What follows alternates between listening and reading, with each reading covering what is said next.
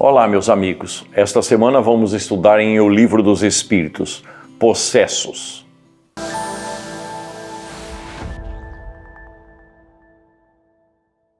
Questão 473.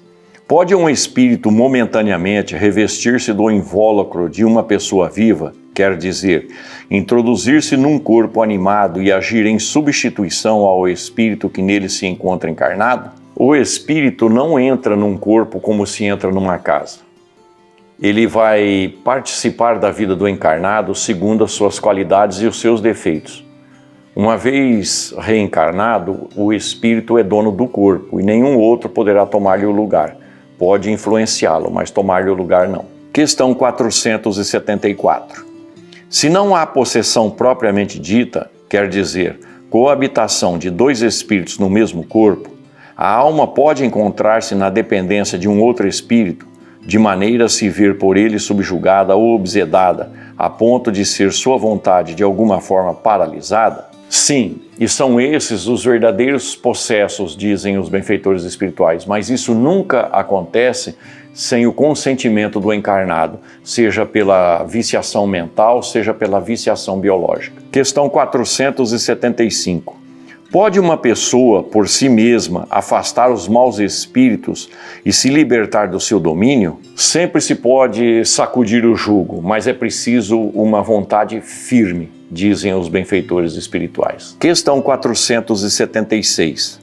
Não pode acontecer que a fascinação exercida por um mau espírito seja tal que a pessoa subjugada não a perceba?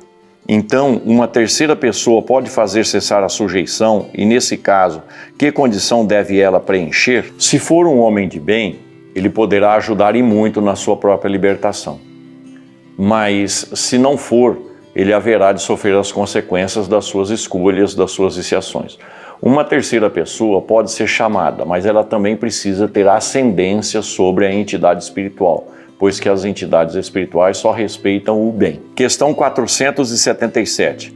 As fórmulas de exorcismo têm qualquer eficácia contra os maus espíritos? Não. Ao contrário, quando eles percebem essas fórmulas, eles se riem e se obstinam ainda mais. Questão 478.